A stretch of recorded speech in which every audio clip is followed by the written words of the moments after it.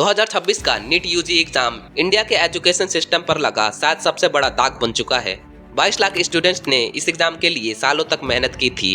किसी ने कोचिंग के लिए घर छोड़ा, किसी के पेरेंट्स ने जमीन बेची और किसी ने अपनी पूरी जवानी सिर्फ एक सपने के नाम कर दी, डॉक्टर बनने का सपना। लेकिन 3 मई 2026 को हुआ नीट एग्जाम एक कॉम्पिटिटिव एग्जाम कम और एक बड़ा स्कैम ज्यादा निकला। सब कुछ शुरू होता है 2 मई 2026 की रात से। राजस्थान के सीकर डिस्ट्रिक्ट में एक एमबीबीएस स्टूडेंट अपने फादर को व्हाट्सएप पर एक पीडीएफ भेजता है। साथ में एक मैसेज लिखा होता है, हॉस्टल की लड़कियों को दे देना, कल इन्हीं में से क्वेश्चंस आएंगे। उस वक्त शायद किसी को अंदाजा भी नहीं था कि ये एक नॉर्मल गेस्ट पेपर नहीं बल्कि असली नीट पेपर था। उस स्टूडेंट के फादर सीकर में एक पीजी हॉस्टल चलाते थे जहां कई नीट एस्पिरेंट्स रहते थे। रात काफी हो चुकी थी, इसलिए उन्होंने पेपर प्रॉपर्ली चेक नहीं किया। बस अगली सुबह एग्जाम से पहले उन्होंने वो पेपर्स हॉस्टल में रहने वाली स्टूडेंट्स को दे दिए। स्टूडेंट्स ने उसे एक और इम्पोर्टेंट क्वेश्चन पेपर समझकर पढ़ा और एग्जाम देने चले गए। फिर एग्जाम हुआ, लेकिन एग्जाम के बाद जब हॉस्टल ऑपरेटर ने क्यूरियोसिटी में वो पेपर एक कोचिंग टीचर को दिखाया और पूछा कि कितने क्वेश्चंस मैच हुए हैं, तो जो सामने आया उसने सबको हिला दिया। बायोलॉजी के लगभग सारे क्वेश्चंस मैच कर रहे थे, केमिस्ट्री के भी बहुत सारे क्वेश्चंस बिल्कुल सेम थे, फिजिक्स में भी कई क्वेश्चंस सेम निकले। टोटल मिलाकर 140 से ज्यादा क्वेश्चंस डायरेक्टली एग्जाम में आ चुके थे, यानी 600 मार्क्स से ज्यादा का पेपर पहले ही लीक हो चुका था। एक ऐसा एग्जाम जहां एक मार्क भी रैंक बदल देता है, वहां अगर किसी के पास पहले से 600 मार्क्स का पेपर हो तो ईमानदार स्टूडेंट्स के पास जीतने का चांस ही नहीं बचता। हॉस्टल ऑपरेटर तुरंत लोकल पुलिस के पास गया, लेकिन वहां उसकी बात सीरियसली नहीं ली गई। उसे बोला गया कि अफवाह मत फैलाओ। लेकिन जब उसने एनटीए और सेंट्रल एजेंसीज को अप्रोच किया तब इन्वेस्टिगेशन ऑफिशियली शुरू हुई।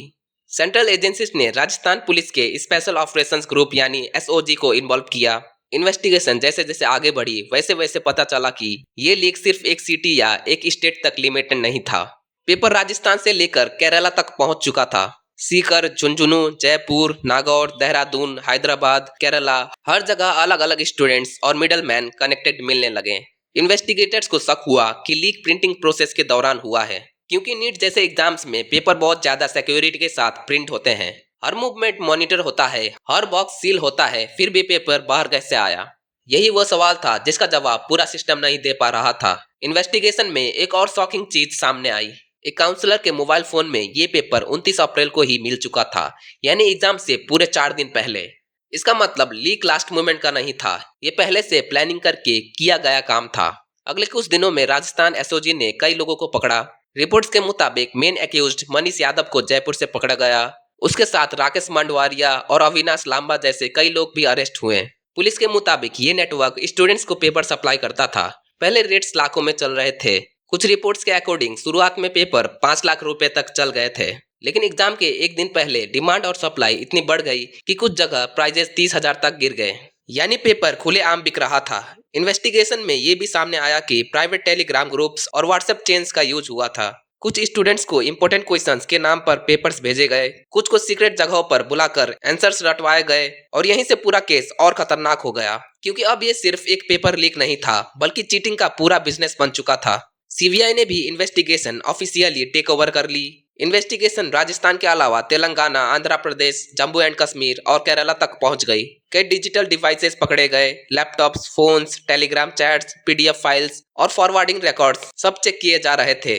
इन्वेस्टिगेटर्स को शक था कि प्रिंटिंग प्रेस के अंदर या पेपर पहुंचाने वाले सिस्टम में किसी इनसाइडर ने हेल्प की थी, क्योंकि बिना अंदर के आदमी के इतना सेंसिटिव पेपर बाहर निकलना लगभग इम्पॉसिबल है। लेकिन सबसे ज्यादा सवाल एनटीए पर उठने लगे। एग्जाम के तुरंत बाद सोशल मीडिया पर स्टूडेंट्स ने अनयूजुअल सिमिलरिटीज और सस्पिशियस एक्टिविटीज की कंप्लेंट्स करनी शुरू कर दी थी, लेकिन एनटीए ने पहले हर एलिगेशन को फेक और मिसलीडिंग बताया। ऑफिशियल स्टेटमेंट्स में बोला गया कि एग्जाम बिल्कुल फेयर हुआ है, लेकिन जैसे जैसे सबूत सामने आते गए प्रेशर बढ़ता गया।